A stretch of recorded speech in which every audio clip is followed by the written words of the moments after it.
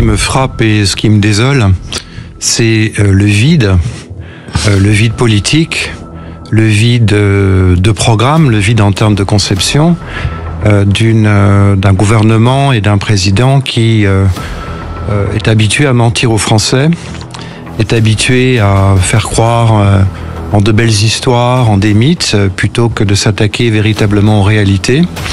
Un président qui n'aime pas la France, visiblement, qui n'aime pas les Français, il l'a dit, j'ai appris à aimer les Français, et surtout une absence totale de vision stratégique, de programme.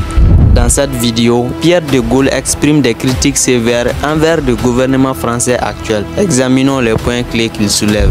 C'est-à-dire que l'impression que j'ai, c'est que le gouvernement passe l'essentiel de son temps à communiquer, à courir après les sondages, après les élections, au lieu de s'attaquer aux vrais problèmes, de réfléchir, d'avoir une réflexion véritablement profonde sur comment on gère notre pays, comment on le redresse, comment on fait face à une situation économique, politique et diplomatique catastrophique, et comment on s'attaque aux vrais problèmes.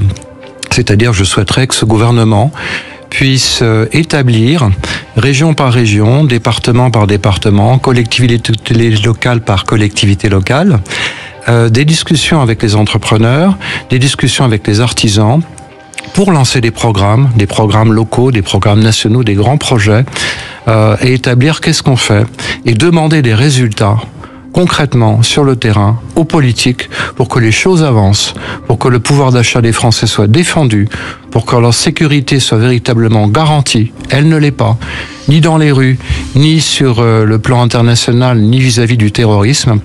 Et à cet égard, je suis frappé lorsqu'on commence à préparer l'opinion publique à d'éventuels attentats en ce qui concerne les Jeux Olympiques, où on dira « Ah, mais c'est la faute des Russes ».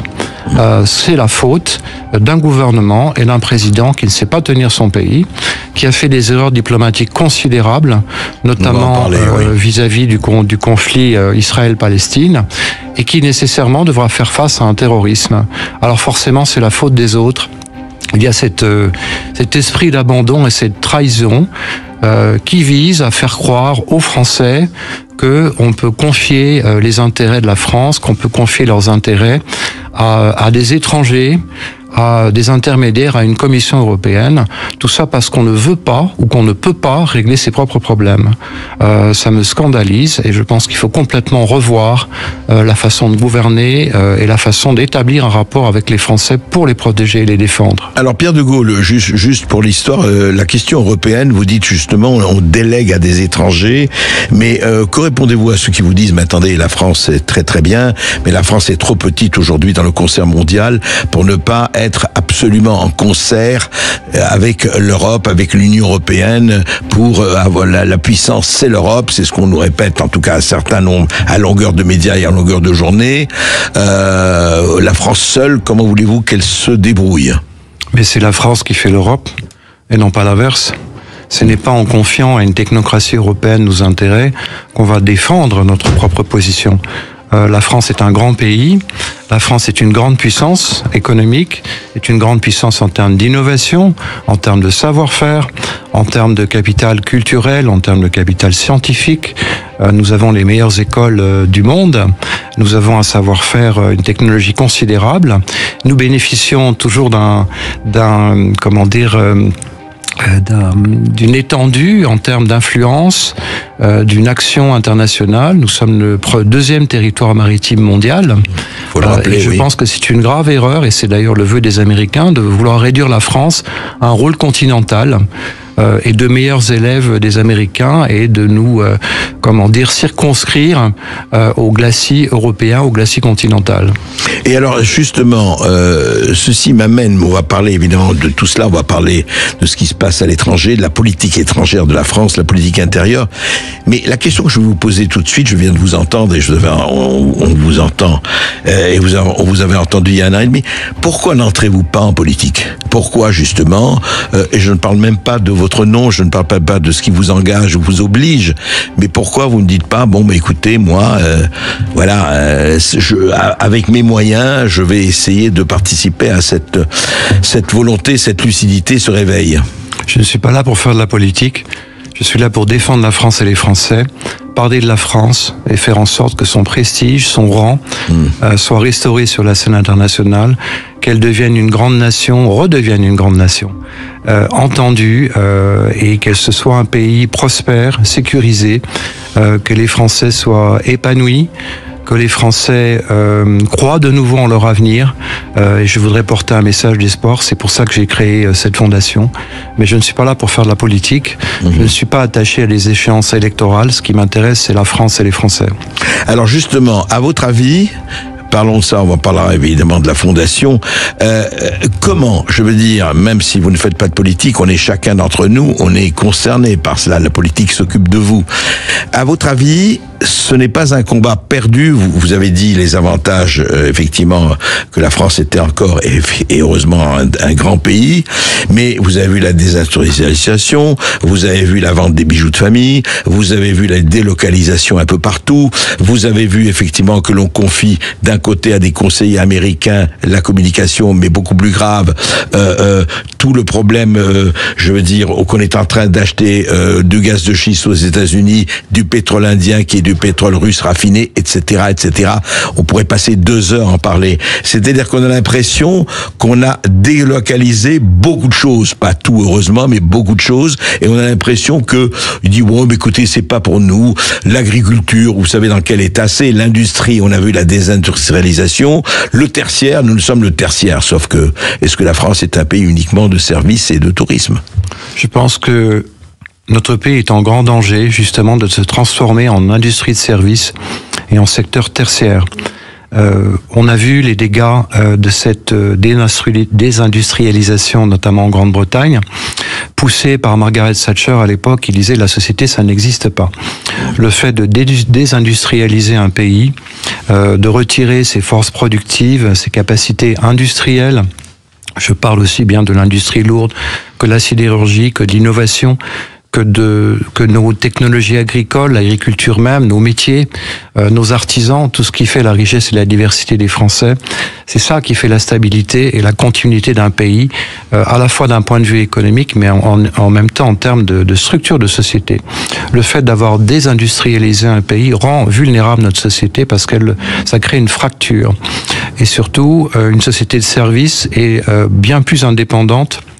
Et d'ailleurs, c'est le concept économique, elle est dépendante d'une industrie de demande. C'est-à-dire qu'on s'adapte à la demande et donc on s'adapte également aux spéculations et aux marchés financiers. Plutôt que d'avoir une économie basée sur l'offre, alors c'est vrai que l'inspiration gaulliste derrière tout ça est colbertiste, c'est-à-dire que l'État intervient là où il n'y a pas d'autre initiative, mais elle s'appuie sur des compétences industrielles, techniques, solides et profondes. C'est d'ailleurs ce que font certains pays comme la Chine, comme aussi la Russie. Mais dans ces pays-là, les gouverneurs de région doivent rendre des comptes au gouvernement en ce qui concerne les résultats, en ce qui concerne le développement de leur politique, en ce qui concerne les créations d'emplois, en ce qui concerne le pouvoir d'achat, en ce qui concerne les grands programmes, en ce qui concerne la formation, en ce qui concerne la recherche scientifique. Et c'est ça complètement, à mon avis, qu'il faut remettre en place.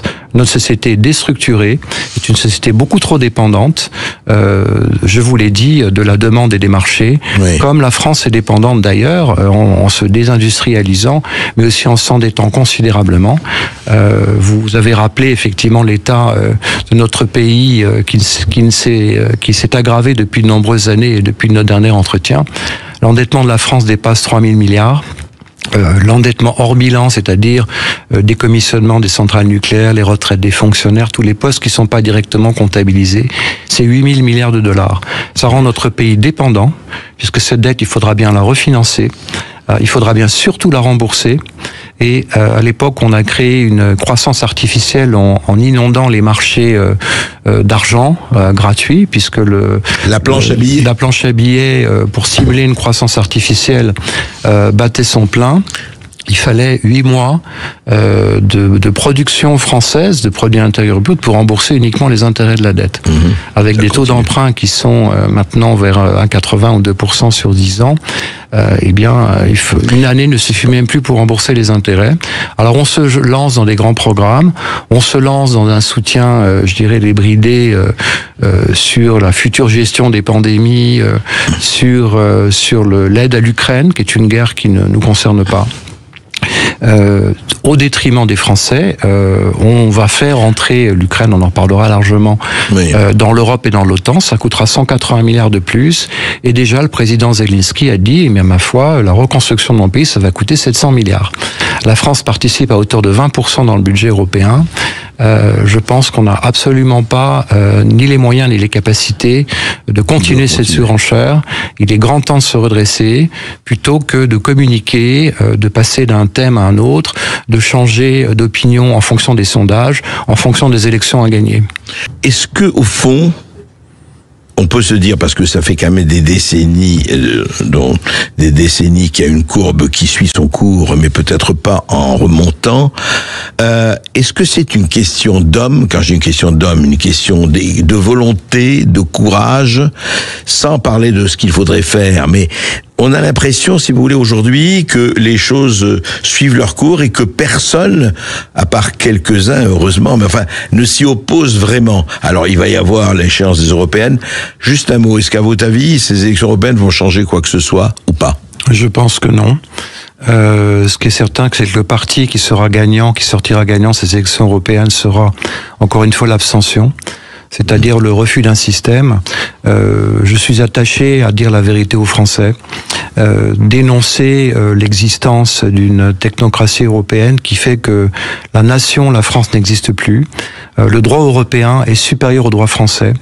Il n'existe plus que dans la Constitution française, à travers une structure de pays européens où plus on est nombreux, mieux c'est. Ce qui fait que tout le monde se dilue dans un ensemble où les contours sont incertains, où il n'y a pas de politique véritablement précise et surtout où l'on confie à des étrangers les intérêts de la France et notamment les intérêts vitaux en termes de politique énergétique, de politique sanitaire. Vis-à-vis de la politique sanitaire, ça va d'ailleurs encore un peu plus loin, puisque on est en train de préparer un traité, je dirais, de la santé internationale, qui fait que la politique sanitaire des États sera confiée à l'OMS. Il en est ainsi de la santé, mais aussi de la défense nationale.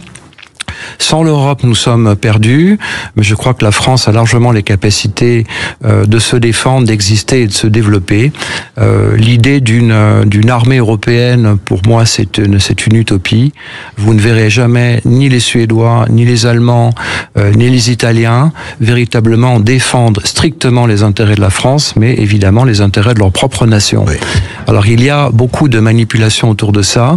Je pense que les élections européennes et la part, je dirais, belliqueuse du discours du président Macron, d'autres d'ailleurs responsables d'autres chefs d'État européens, c'est pour masquer un vide politique, un vide social, un vide économique, un vide de programme. Donc, on est belliqueux, on dit pour sauver l'Europe, il faut faire la guerre, surtout la guerre vis-à-vis de la Russie qui a dit plusieurs fois et répété par l'intermédiaire du président Poutine, par l'intermédiaire de son ministre des Affaires étrangères, M. Lavrov, et d'autres responsables, qu'elle n'avait aucune intention d'envahir l'Europe, aucune intention de porter la guerre dans l'espace, et qu'elle se contentait, entre guillemets, de la guerre en Ukraine pour je dirais, réaliser ces objectifs qui sont, je le rappelle, la protection des populations pro-russes du Donbass. Alors, il est clair qu'il y avait des opportunités de paix. Ces opportunités de paix étaient présentes on en a déjà parlé, André, dès le 25 février 2022. Était présente lorsque les Russes ont accepté de se retirer des environs de Kiev en échange de contreparties qui n'ont pas été respectées ni par l'OTAN ni par les Occidentaux. Vous parlez effectivement de Boris Johnson. Le plan de paix, il y avait jusqu'à 7 à 8 versions, était prêt à être signé par les Ukrainiens, prêt à être signé par les belligérants, avec sous l'influence d'Erdogan, Premier ministre turc, mais également de l'ancien Premier ministre israélien Bennett, et Boris Johnson est arrivé à tout casser en disant on ne veut pas faire la paix. Il est clair que l'influence américaine est extrêmement forte, ce sont eux qui font la guerre jusqu'au dernier Ukrainien et par Ukraine interposée. C'est une guerre contre la Russie. C'est une guerre parce que les Américains ne veulent pas que l'Europe s'allie à la Russie. La Russie qui est un réservoir fantastique de matières premières, mais qui est aussi une grande puissance, qui est un pays de grands projets, notamment à travers les BRICS, qui sont une opportunité pour la France. Je souhaite personnellement, j'ai dit plusieurs fois, que la France rejoigne les BRICS, bien entendu, comme elle a rejoint la route de la soie. C'est une alternative extrêmement intéressante où nos industries, nos scientifiques, nos universitaires peuvent s'exprimer pour participer à ce développement. Les BRICS représentent, pour la petite histoire, 80% des routes du pétrole. C'est donc absolument stratégique et c'est encore une fois un enjeu considérable aujourd'hui. C'est clair que c'est un des bouleversements du monde qui s'opère sous nos yeux. Juste un mot, Pierre de Gaulle, je voudrais juste revenir à quelque chose que votre grand-père pratiquait avec, je dirais pas assiduité, mais de façon très forte et très démocratique, c'est le référendum. Pourquoi je vous en parle? Parce que récemment, vous savez que certains députés républicains ont pu mettre un projet, ont proposé une proposition de référendum sur l'immigration. Et le président du Conseil constitutionnel, Laurent Fabius, a dit non, ça ne s'appliquait pas à l'article 11. Donc l'article 11, il ne faut parler que si c'est économique ou social. L'immigration, ça n'a rien d'économique ou de social. Et on a rappelé comment le général de Gaulle lui-même avait effectivement utilisé l'article 11 quand il a décidé des premiers référendums, quand il est arrivé au pouvoir. Qu'est-ce que vous pensez de cette espèce de non-application absolue du référendum depuis une certaine année 2005 ? Je pense qu'on se trouve face à un système qui devient de plus en plus autocratique, alors que mon grand-père avait institué dans l'esprit de la Ve République, effectivement, un pouvoir présidentiel fort, mais également des contre-pouvoirs. C'est-à-dire que l'élection présidentielle était soumise à un mandat de 7 ans, celui des parlementaires 5 ans et celui des sénateurs 9 ans, renouvelable à partir tous les 3 ans. Ça aboutissait à un certain équilibre et on l'a vu, qui fonctionnait très bien, notamment au moment des cohabitations sous François Mitterrand. Petit à petit, par démagogie, agenda personnel, les politiques ont déjà institué les doses de proportionnel pour favoriser, je dirais, les partis les plus importants et éviter que les autres partis puissent avoir des représentations. Et ensuite, ont aligné les élections, les institutions, donc selon leur propre programme, c'est-à-dire mandat présidentiel à 5 ans. C'est vrai que les Français se sont exprimés favorablement. Élection des parlementaires à 5 ans, avec un agenda qui suit exactement celui des présidentielles. Et élection sénatoriale ramenée à 6 ans. Il n'y a plus non plus de respect des élus, de la voix de la population française, puisque le président l'a montré, notamment à travers son ancien Premier ministre Elisabeth Borne. Pour éviter le débat, on fonctionne à coup de 49.3. Ce que Gabriel Attal n'a pas encore mis en place. Pour l'instant, le discours est détourné, mais je pense qu'il ne pourra pas faire l'économie de ce genre de mesures. Et donc, je suis pour que les Français puissent s'exprimer sur les questions fondamentales, économiques, de société, ou en ce qui concerne les institutions ou la Constitution, comme le prévoient les articles 11 et les articles 89 de la Ve République. Je précise aussi que il y a un esprit de contrôle de l'expression de la liberté des Français qui va croissant. On ne parle pas suffisamment du Digital Service Act qui a été adopté au début janvier de cette année par la Commission européenne, qui vise à créer un ministère de la vérité, c'est-à-dire que tout ce qui n'est pas conforme aux valeurs européennes sera sanctionné et puni.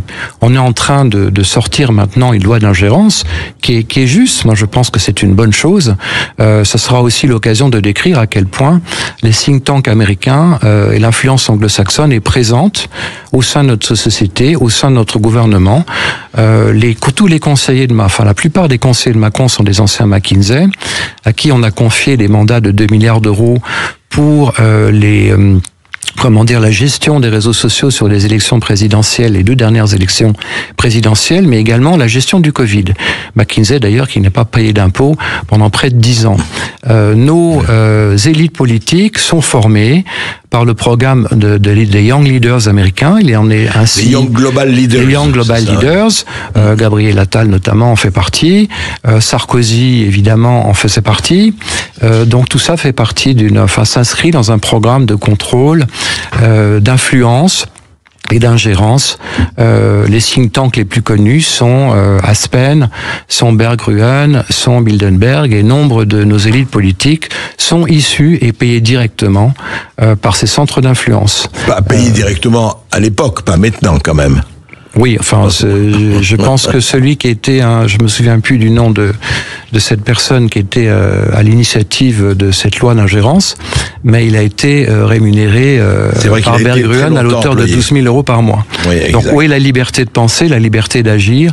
Où est notre souveraineté? Je pense qu'elle a disparu.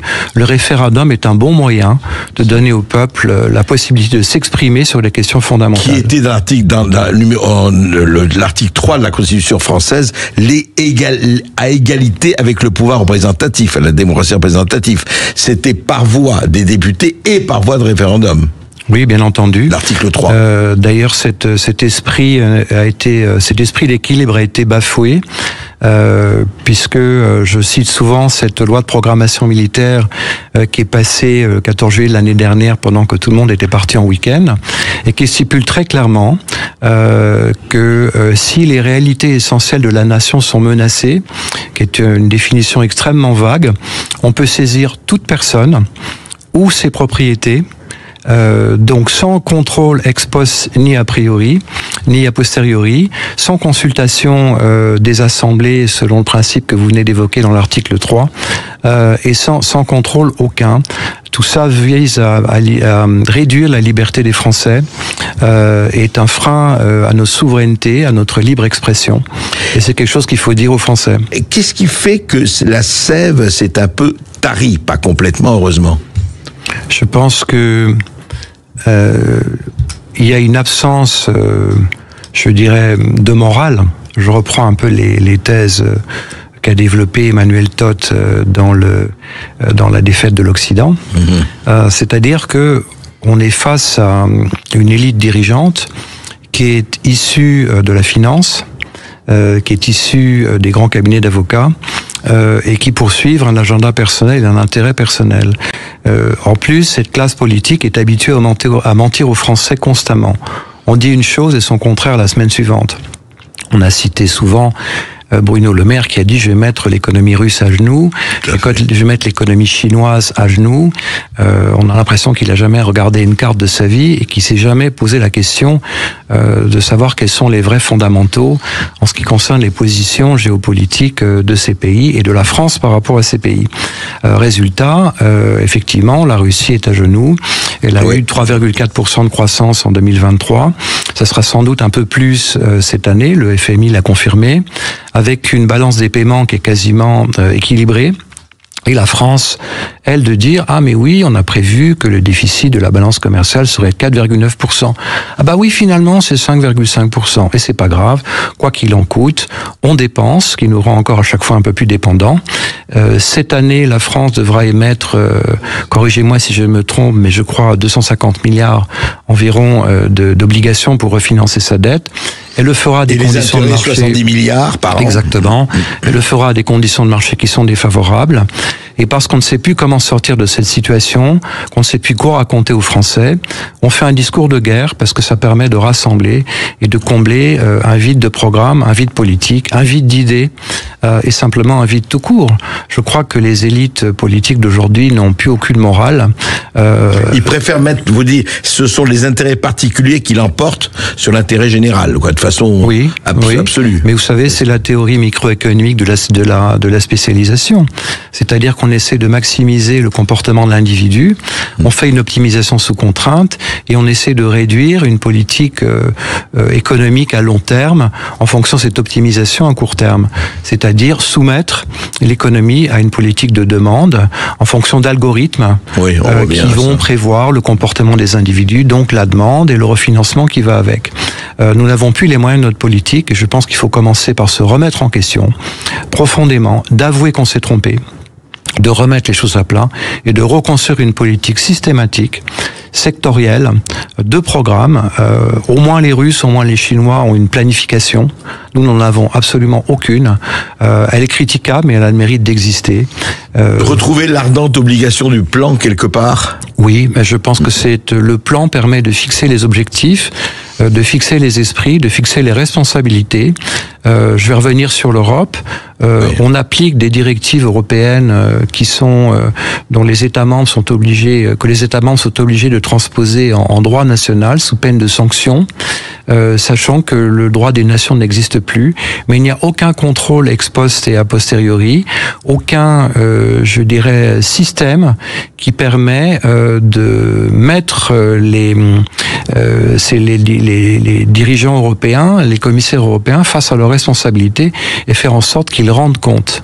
Je crois qu'il faudrait, à chaque fois, quand les intérêts de la France sont menacés, rendre des comptes et refuser de voter des directives qui sont contraires à nos intérêts, c'est-à-dire provoquer d'une certaine manière, avec d'autres pays qui pensent comme nous, une crise institutionnelle pour forcer les commissaires européens, la Commission européenne à se responsabiliser et à rendre des comptes. Vous prenez la révolution, mon cher Pierre de Gaulle. C'est pas une révolution, c'est une remise à plat des choses et un retour aux fondamentaux et surtout à la responsabilité.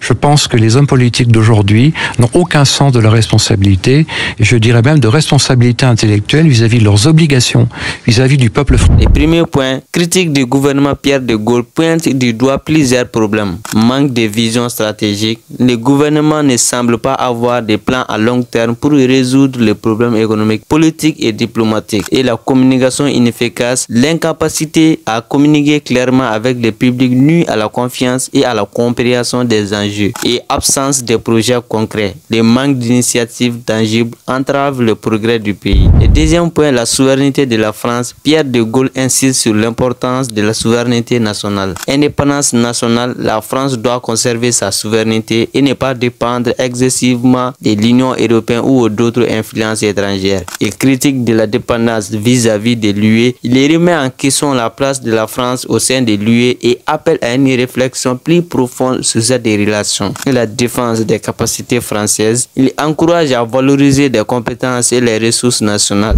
Le troisième point, pour les élections européennes, Pierre de Gaulle exprime son scepticisme quant à l'impact des élections européennes. Il craint que ces élections n'aient pas un effet significatif sur les problèmes nationaux. Il s'inquiète de l'abstention, appelant des citoyens à s'informer et à participer activement. Le quatrième point, référendum et démocratie. Enfin, il aborde la question du référendum et de la démocratie. Consultation du peuple. Il insiste sur la nécessité de consulter les citoyens pour prendre les décisions importantes. Érosion des contre-pouvoirs. Il souligne les risques liés à la concentration excessive du pouvoir. La liberté d'expression. Il défend la liberté d'expression comme un pilier essentiel de la démocratie.